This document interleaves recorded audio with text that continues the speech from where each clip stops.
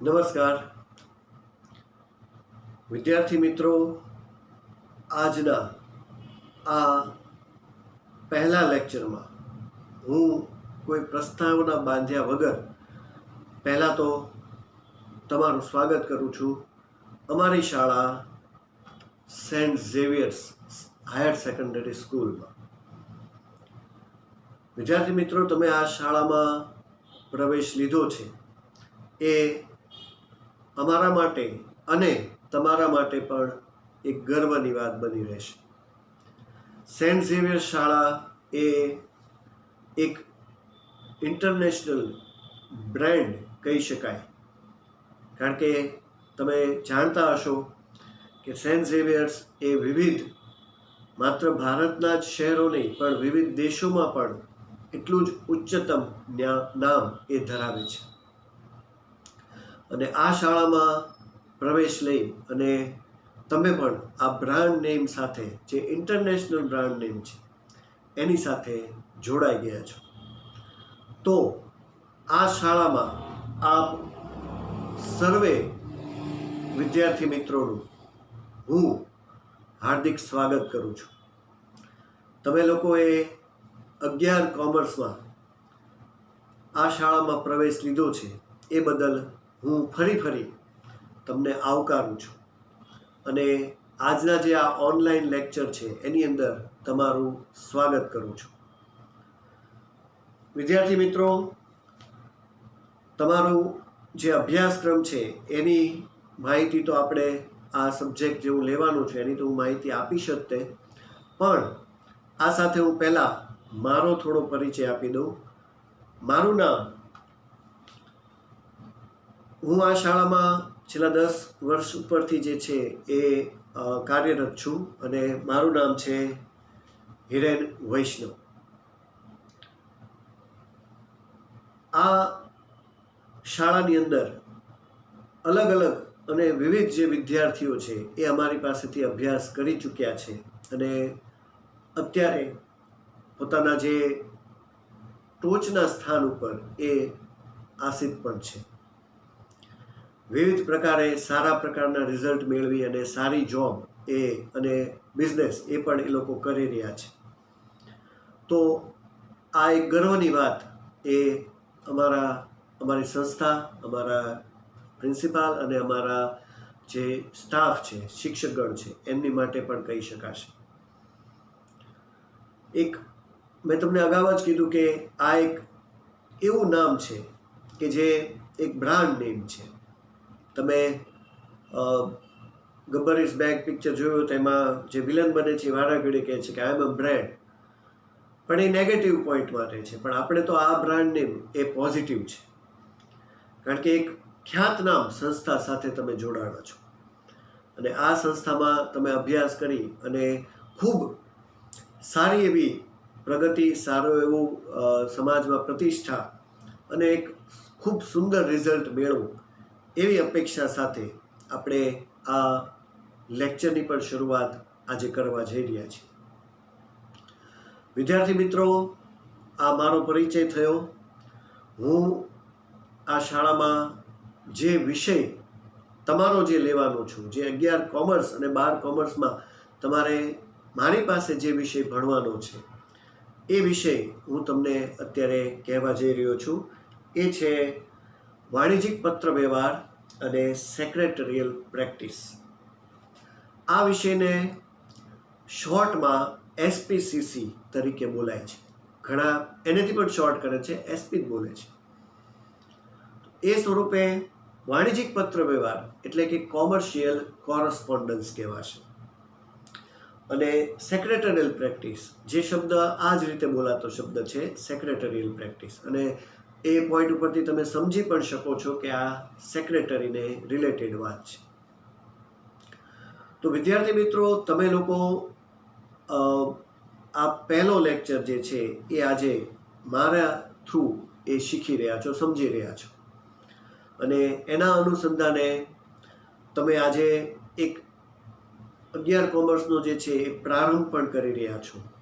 આગળના જે કાંઈ 1-2 લેક્ચર ગયા છે એ સાથે હવે આ લેક્ચરમાં પણ તમે લોકો જે છે એ 11 કોમર્સના વિવિધ વિષયોની માહિતી મેળવી રહ્યા છો. તો એના અનુસંધાને આ સંપૂર્ણ તમે કોમર્સ ક્ષેત્ર પસંદ કર્યું છે અને કોમર્સ વિશે એ સ્પષ્ટ છે કે કોમર્સ એટલે બિઝનેસ. આમ કોમર્સ એવું કહી શકાય કે જે પ્રેક્ટિકલ જ છે, કારણ કે જીવનની અંદર કોમર્સને લગતી બાબતો એ લગભગ આવતી જ હોય છે. તો એને ધ્યાનમાં લઈ અને તમે જે ક્ષેત્ર હવે પસંદ કર્યું છે એ ક્ષેત્રમાં આવતા જે કંઈ બાબતો છે એની સાથે હવે તમારું આગળનું જે કંઈ જીવન છે એ સંપૂર્ણ સંકળાઈ ગયું છે. કારણ કે હવે તમારે કોમર્સ રિલેટેડ જ બાબતો એ આગળ આવશે અને જેનો તમારે અભ્યાસ પણ કરવાનો છે. 11 અને 12, જેમાં 12મું વર્ષ તમારા કેરિયરનું હવેનું એક મહત્વનું વર્ષ કહી શકાશે, તમારો ટર્નિંગ પોઈન્ટ કહેવાશે. તમે 10મા ધોરણમાં સફળતા પ્રાપ્ત કરી અને 11મા ધોરણમાં પ્રવેશ કર્યો છે અને તમને ખ્યાલ છે કે 10મા ધોરણ પછી એ અલગ અલગ ક્ષેત્ર જે છે એમાં આપણે જઈ શકવા માટે સક્ષમ હોઈએ છીએ, જેમાં science, commerce, arts, diploma, ITI આવા વિવિધ ક્ષેત્રો છે. પણ એમાંથી તમે જે પસંદ કર્યું એ કોમર્સ પસંદ કર્યું છે અને હવે તમારે જે કંઈ આગળ ભણવાનું છે એ કોમર્સ રિલેટેડ બાબતો સાથે જ અભ્યાસ કરવાનો છે. તો એને ધ્યાનમાં લઈને આ જે વિષય છે વાણિજ્યિક પત્ર વ્યવહાર અને સેક્રેટરીયલ પ્રેક્ટિસ એ સંપૂર્ણ કોમર્સ આધારિત જ એક વિષય છે. તમારે 7 વિષય એ ભણવાના છે, જે વિશે આપણને થોડી અગાઉ પણ માહિતી મળી ચૂકી છે. આ 7 વિષયમાં ભાષા, કાઉન્ટિંગ અને થિયરી એ રીતે આપણે એને ભાગ પાડી શકીએ છીએ. જેમાં ભાષાના 2 વિષય ગુજરાતી અને ઇંગ્લિશ, ત્યાર પછી કાઉન્ટિંગના 2 વિષય આંકડાશાસ્ત્ર અને નામું, અને જે થિયરીના વિષયો છે એવા છે ઇકોનોમિક્સ, વાણિજ્ય વ્યવસ્થા એટલે BA અને સેક્રેટરીયલ પ્રેક્ટિસ. આ ત્રણેય વિષયો પ્યોર થિયરી છે, જેમાં તમે સારામાં સારા માર્ક્સ એ મેળવી શકો છો. આમાં 99-100 માર્ક્સ સુધી લાવવાવાળા પણ વિદ્યાર્થીઓ છે, જે લોકોએ આ ત્રણેય વિષયમાં સારામાં સારા માર્ક્સ જે છે મેળવ્યા છે. પણ આપણો જે ટાર્ગેટ છે એ તો એક જ છે કે જેટલા વિષય છે એ બધામાં સારામાં સારા માર્ક લેવા. કારણ કે તમે જાણો છો વિદ્યાર્થી મિત્રો કે એક વિષયમાં તમારે 95 માર્ક હશે પણ બીજા વિષયમાં 45 જ માર્ક હશે, તો એનાથી રિઝલ્ટ બનતું નથી, ટકાવારી નીચી આવી જશે. એટલે પ્રયત્ન એવો જ કરવાનો છે આપણે બધાએ ભેગા મળીને કે આપણે બધા વિષય જે છે એને પૂરતો ન્યાય આપી શકીએ. જે થિયરિકલ છે અને જે વિદ્યાર્થીઓને થિયરી વધારે ઝડપથી સમજાઈ જાય છે, જે યાદ રાખી શકે છે, એ લોકો બની શકે કે ભાષા કે કાઉન્ટિંગ પર વધારે મહત્ત્વ આપશે. જે લોકોને કાઉન્ટિંગ ઘણાને એવા છે કે જે લોકોનું કાઉન્ટિંગ સારું છે એ લોકો થિયરી નબળી છે તો થિયરી પર વધારે ભાર આપી શકે. ભાષામાં અમુક પ્રશ્નો છે તો ભાષા વધારે જે છે પ્રેક્ટિસ કરી શકાય. પણ જે કાંઈ કરીએ આ 2 વર્ષમાં આપણો પ્રયત્ન એક જ હોવો જોઈએ વિદ્યાર્થી મિત્રો કે 7 વિષયનો જે ટોટલ છે એ સારામાં સારો બને. તો જ તમે જે કાંઈ આ લાઈનમાં જે પ્રવેશ મેળવ્યો છે અને તમે આની પાછળ જે કાંઈ ખર્ચ કરવાનો છો એ લેખે લાગશે. તમારા વાલી તમારી પાસેથી ખાલી એક જ અપેક્ષા રાખે છે કે તમારું રિઝલ્ટ એ સારું આવે. એ તમારી પાસેથી આ જે કાંઈ ફી છે કે જે કાંઈ બીજા કોઈ ખર્ચ છે એ નથી માગતા. તમારું 12માનું જે પરિણામ છે એ ખૂબ સુંદર આવે તો એને લીધે એમની આંખોમાં પણ એક હર્ષ એ છવાઈ જશે. અમારી સંસ્થામાં પણ આ જે છે એ ખૂબ જ લાગણીસભર દ્રશ્ય હશે અને તમે આગળ જે કાંઈ અભ્યાસક્રમ કરવા માગો છો એમાં પણ પૂરી સફળતાથી વધી શકશો. તો એટલે હવેના જે 2 વર્ષ છે તમારી પાસે એમાં આપણે પૂરતી તકેદારી રાખી, કોઈ પણ પ્રકારની સમયને વેડફ્યા વગર, આળસ કર્યા વગર પૂરેપૂરું જે છે એ આ 2 વર્ષ આની પાછળ જ લગાડી દેવાના છે. બીજી બધી પ્રવૃત્તિઓ જે છે એ ભૂલી જઈ અને માત્ર અભ્યાસક્રમ અને 12માના રિઝલ્ટ ઉપર જ ફોકસ કરવાનું છે. બરાબર. અને હંમેશા જીવનમાં એક વસ્તુ યાદ રાખજો વિદ્યાર્થી મિત્રો, કે પોઝિટિવ એટીટ્યુડ રાખવાનો છે. 10મા સુધી જે થયું, જે બની ગયું એ હવે ભૂલી જવાનું. હવે તમારું રિઝલ્ટ એ 12માનું જ ગણાશે. એટલે 12મું હવે આપણી માટે અગત્યનું છે, કારણ કે હવે કોમર્સ તરફ જ તમે આગળ વધવાના છે. એટલે એને ધ્યાનમાં લઈ અને માત્ર પોઝિટિવ એટીટ્યુડથી જ કામ કરવાનું. હું તમને એક નાની એવી વાત પોઝિટિવ એટીટ્યુડની કરી દઉં. એક દાદાનો 98મો જે છે એ બર્થડે હતો. એટલે એક ફોટોગ્રાફરે એમનો ફોટો લીધો અને પછી જતાં જતાં દાદાને કીધું કે હું તમારા 100મા જે બર્થડે છે, 100th જે બર્થડે આવશે એની અંદર પણ ફોટો પાડવાની આશા રાખું છું. એટલે દાદાએ બહુ સરસ જવાબ આપ્યો કે હા, સાચી વાત છે, ચોક્કસ એવું જ થશે. કારણ કે મને એવું લાગે છે, દાદાએ એવું કીધું ફોટોગ્રાફરને, કે મને એવું લાગે છે કે હજી તો તારી તબિયત એકદમ સારી છે, એટલે તું આવી શકીશ ચોક્કસ. જો આને પોઝિટિવ કહેવાય. આપણને એમ વિચાર આવે કે દાદા 100 વર્ષ સુધી પહોંચશે, કે દાદા પોઝિટિવ જ છે. એ ઓલાને કહે છે કે તું જ આવીશ, કારણ કે હજી તો તારી તબિયત સારી છે. તો આ એટીટ્યુડ એ પોઝિટિવ કહેવાશે.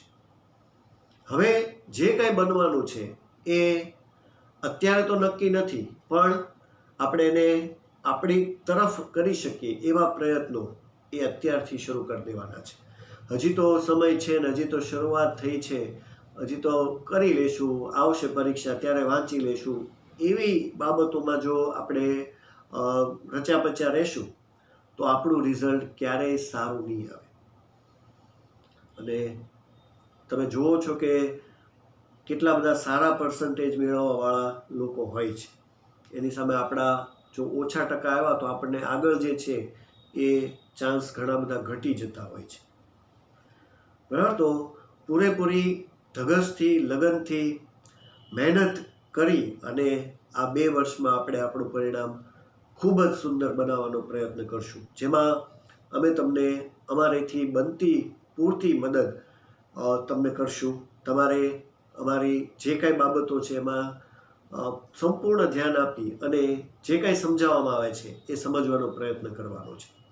અને તમને કોઈ બાબતો ન સમજાય તો તમે આ જે પરિસ્થિતિ છે એમાં પણ તમે અમને ફોન કરીને અથવા તો વોટ્સએપથી પૂછી શકો છો. પણ જ્યારે આપણે પ્રત્યક્ષ મળશું ત્યારે તો આને વધારે ક્લિયર કરી જ દઈશું.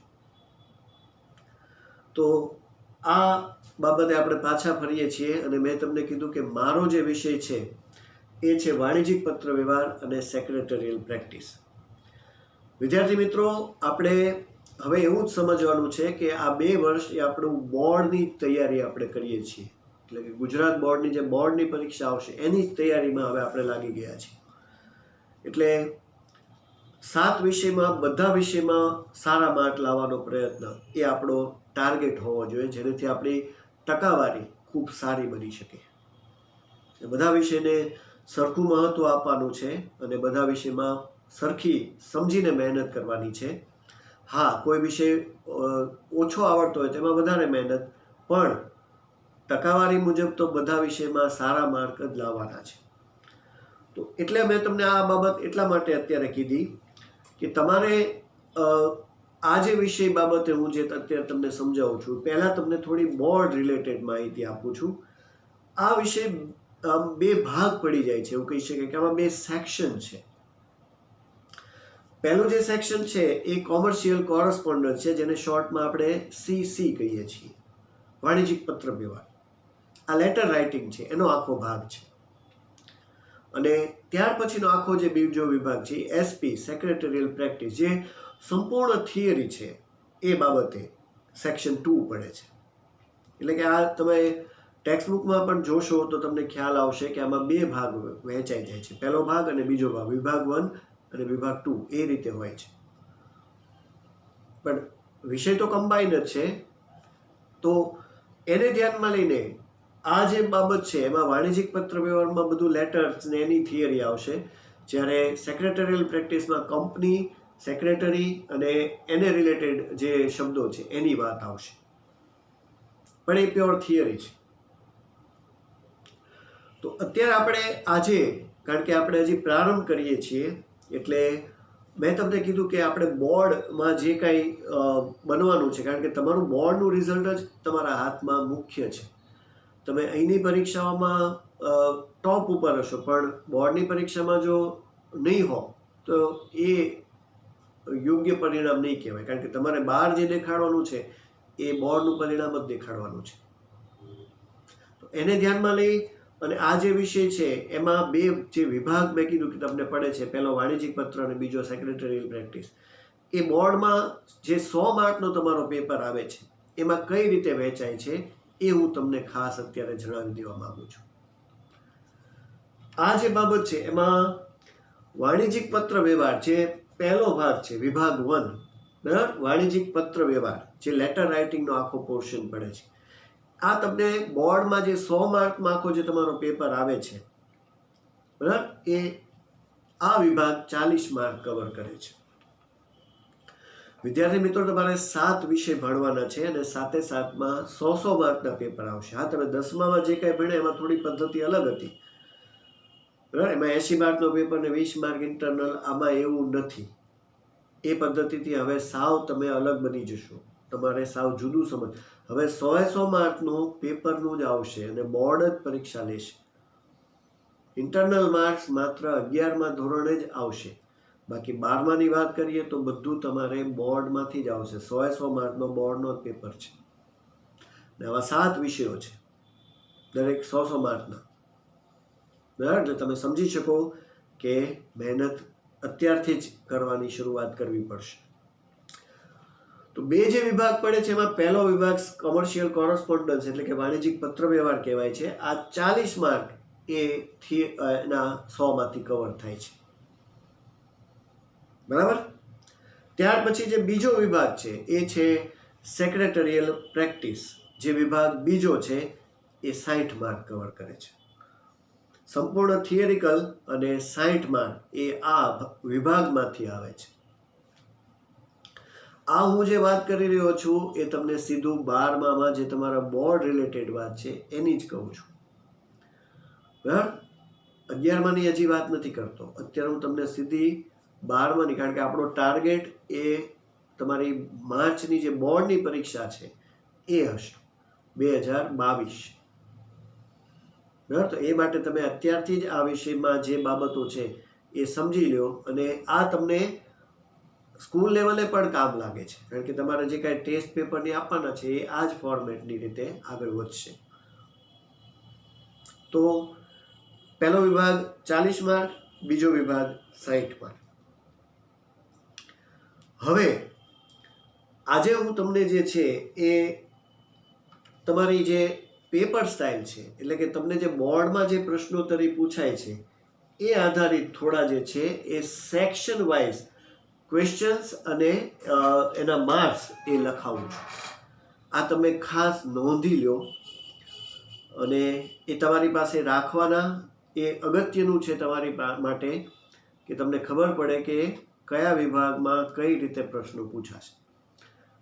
આ ભલે રિલેટેડ છે 12મા સાથે, પણ એ તમે અત્યારથી જ એને યાદ રાખી શકો એટલા માટે.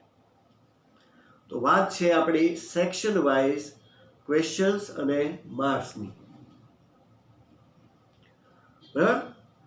તમે જ્યારે અહીંયા વાર્ષિક પરીક્ષા 6 માસિક, 9 માસિક અને જે વિવિધ યુનિટ ટેસ્ટ લેવાતી હોય એ આપશો ત્યારે પણ આ સેક્શન તમારે 11મામાં અને 12મામાં બેયમાં જરૂરી બની રહેશે, જે તમે અત્યારથી જ તમારી પાસે રાખી શકો છો, બરાબર. તો આપણે જે આ 100 માર્ક કીધા એમાં વિભાગ પહેલો 40 માર્ક, વિભાગ બીજો 60 માર્ક કવર કરે છે.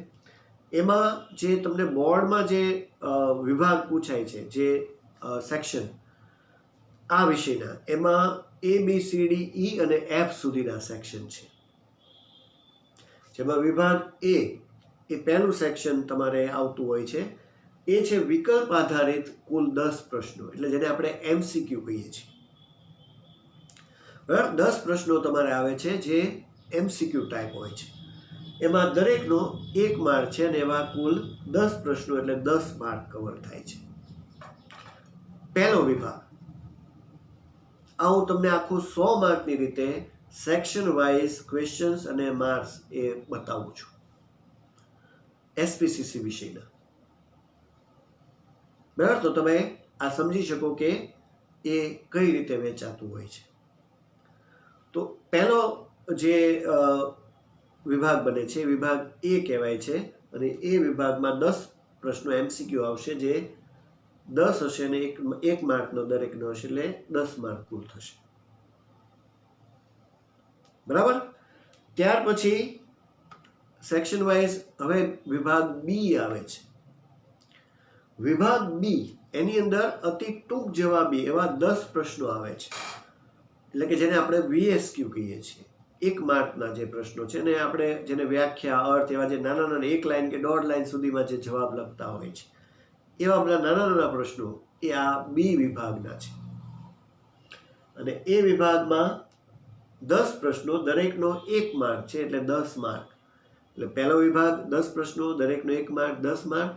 આ પણ સેમ પણ આ વીએસક્યુ છે 10 માર્ક એટલે કુલ 20 માર્ક બે સેક્શનના થયા. બરાબર, 10-10 માર્ક એ આ પહેલા બે સેક્શનના થઈ ગયા જે એમસીક્યુ વીએસક્યુની રીતે. આ તમારી એક પ્રકારની પેપર સ્ટાઇલ છે. તમારે આને ખાસ લખી લેવાની છે, યાદ રાખવાની છે અને એ જ રીતે ફોલો કરવાનું છે. ત્યાર પછી હવે નેક્સ્ટ જે આવે છે એ તમે સમજી શકો કે એ વિભાગ સી છે. વિભાગ સી ની અંદર ટૂંક જવાબી એવા 7 પ્રશ્નો આવશે જેમાં દરેકના 2 માર્ક છે. કુલ પ્રશ્નો 7 પૂછાતા હોય છે અને દરેકના 2 માર્ક છે એટલે 7 × 2 એટલે 14 માર્ક થયા. બરાબર. આની અંદર વીએસક્યુ થી થોડા મોટા એટલે એસક્યુ કહી શકાય એવા થોડા 2 લાઈન 3 લાઈન એવી લાઈન જેટલા તમારા જવાબ જે છે બનતા હોય છે. એવા તમને કુલ 7 પ્રશ્નો અને 14 માર્કની આ આખો વિભાગ કવર કરે છે. બરાબર, તો એ વિભાગ સી બનશે. ત્યાર પછી નેક્સ્ટ વિભાગ આવે છે સેક્શન વાઇઝ એ ડી વિભાગ છે. આ ડી વિભાગમાં પણ ટૂંક જવાબી એ એવા 7 પ્રશ્નો આવે છે. આમાં પણ સેમ જ છે. આની અંદર ઓલા કરતા એસક્યુ કરતા થોડા વધારે મોટા જવાબ ને એ બધું આવી જશે પણ એવા 7 પ્રશ્નો છે અને દરેક એક પ્રશ્નનો 3 માર્ક છે એટલે 7 તેરી 21 માર્ક એ આખો ડી વિભાગ કવર કરશે. આમાં જવાબ તમારા ધીમે ધીમે જે છે થોડા મોટા મોટા થતા જશે. બરાબર. તો જો કોઈ એની અંદર ઓપ્શનમાં હશે તો એના પ્રશ્નના નંબર સાથે અથવામાં પણ હશે એ એની રીતે એ જે કે પણ એ આપણે ધીમે ધીમે આગળ સમજશું. અત્યારે આપણે કુલ જે છે પ્રશ્નોને એ જ રીતે સમજીએ છીએ. તો આ જે છે એ 3 માર્કનો આખો જે છે એક એક પ્રશ્ન હોય છે ને એવા 7 તેરી 21 વિભાગ ડી. ત્યાર પછી નેક્સ્ટ જે વિભાગ આવે છે એ વિભાગ ઈ છે. આમાં મોટા જવાબ એટલે કે મુદ્દાસર જે કહી શકાય એવા પ્રશ્નોના જવાબ જે તમારે લાંબા જવાબ જે લખવાના આવશે એવા જવાબો આ આખો વિભાગ કવર કરે છે. એવા તમને 5 પ્રશ્નો પૂછાય છે અને દરેકનો 4 માર્ક છે. એકનો 4 માર્ક એટલે 5 અને 4 માર્ક એટલે 20 માર્ક એ આખો આ ઈ વિભાગ કવર કરે છે. જે ફૂલ લેન્થ પ્રશ્નો છે એવા આવશે. બરાબર. આ બોર્ડમાં આ હું તમને જે કાંઈ પેપર સ્ટાઇલ બતાવી રહ્યો છું એ તમારી 100 માર્કની રીતે બોર્ડની પેપર સ્ટાઇલની રીતે કહું છું એ રીતે તમારે અત્યારે એને યાદ રાખવાની છે. બરાબર. કારણ કે આપણો ટાર્ગેટ માર્ચ 2022 નું બોર્ડ છે. એને ધ્યાનમાં લઈ અને આપણે એને અત્યારથી જ સમજી લઈએ કે સેક્શન કઈ રીતે પડે છે અને કયા સેક્શનમાં કેટલા માર્કના પ્રશ્નો છે. આ 20 માર્ક આખો જે છે એક જ સેક્શન કવર કરી લે છે. બરાબર. પહેલું 10 માર્કનો આખો સેક્શન, બીજું 10 માર્કનો આખો સેક્શન, ત્રીજું 14 માર્કનો, ચોથો 21 માર્કનો અને આ જે સેક્શન છે 20 માર્કનો પાંચમું સેક્શન. અને છેલ્લું સેક્શન એ આવશે વિભાગ એફ.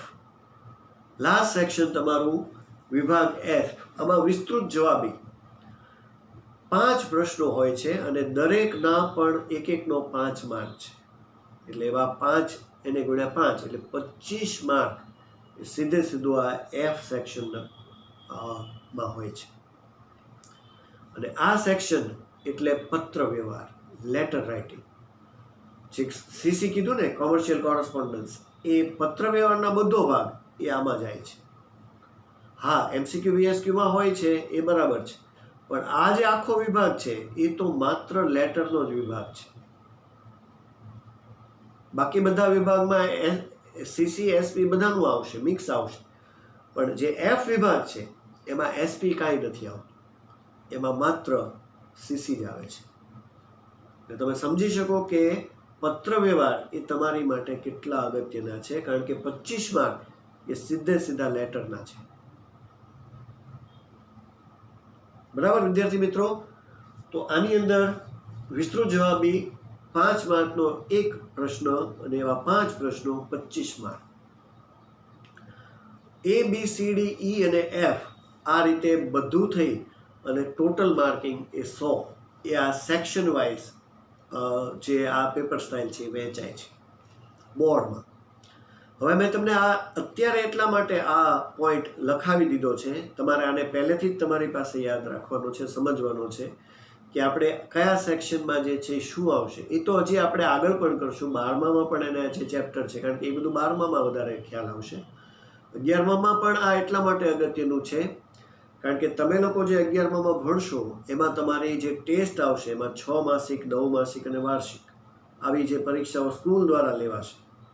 અને ઇવન તમારી જે યુનિટ ટેસ્ટ જે સ્કૂલમાં લેવાશે, બરાબર, એમાં પણ આ બધા સેક્શન બહુ અગત્યના રહે છે, કારણ કે સેક્શન તો આ જ પડશે. હવે હું તમને એનો એક દાખલો આપી દઉં કે દાખલા તરીકે તમારી યુનિટ ટેસ્ટ એ અઠવાડિયામાં 2 આવતી, એમાં મારા વિષયની યુનિટ ટેસ્ટ આવે તો યુનિટ ટેસ્ટ 25 માર્કની હોય છે, જેમાં તમારા ચાલી ગયેલા 1 કે 2 ચેપ્ટર વધુ લેવાતા હોય છે, જેથી તમે એને વધારે પ્રિપેર કરી શકો. તો આ 25 માર્કમાં આ 6 સેક્શનમાંથી જ આવશે. એટલે 6 સેક્શન જે છે એમાંથી જ પ્રશ્નોની રીતે મેઇન મથાળો બંધાશે. વિભાગ તો આ જ રહેશે, પણ 25 માર્ક છે એટલે બની શકે એવું કે એમાં A to F બધા સેક્શન ન આવે, ત્યારે કદાચ ABCD કે ABCDE, બરાબર, અથવા તો વચ્ચેથી D નીકળી ગયો કે F નીકળી ગયો, એવી રીતે 25 માર્ક ગોઠવાશે. હા, તમારી 6 માસિક, 9 માસિક અને વાર્ષિક પરીક્ષામાં A to F બધા સેક્શન હશે. પ્રશ્નોની સંખ્યા વધઘટમાં હશે, કારણ કે ત્યારે 50 માર્કના 6 માસિક ને 9 માસિકના હોય. વાર્ષિક પરીક્ષા તમારી સ્કૂલ લેવલે 80 માર્કની હોય 11માં. પણ વિભાગ તો ટૂંકમાં આમ જ પડશે. 2 પ્રશ્નો હશે આમાં, તો એક પ્રશ્ન 5-5 માર્કનો હશે, ભલે 10 માર્ક થતા હોય, બરાબર. એટલે તમારે આ જ ફોર્મેટમાં પણ આગળ જે છે હવે જે કાંઈ સમજવાનું છે સેક્શન વાઇઝ, એ આ જ ફોર્મેટ તમારા રહેશે મારા વિષયના. એટલે મેં તમને આજે જે આપણો પહેલો લેક્ચર છે, બરાબર, ફર્સ્ટ ડે ફર્સ્ટ શો કહી શકાય, એની અંદર આ તમને ક્લિયર કરાવી દીધું. આ તમારે ખાસ સમજવાનું છે, યાદ રાખવાનું છે, અને આ જ રીતે પેપર સ્ટાઇલની રીતે આને ફોલો કરવાનું છે. 11મામાં આપણને ખ્યાલ છે કે 11મામાં જે છે એ બાબતો સ્કૂલ લેવલે જે છે સમજાવાતી હોય છે. એટલે એમાં બની શકે કે જે તમારે 12માની સાથે બહુ સંગત નથી એવી બાબતો આપણે જે છે એને ઓછો ભાર આપીએ, અમુક પોઈન્ટ આપણે કદાચ બાદ પણ કરી દઈએ, તો જે 12મામાં તમારે સંબંધિત છે કે જે સુસંગત છે એવા પોઈન્ટ ઉપર આપણે વધારે ભાર મૂકશું.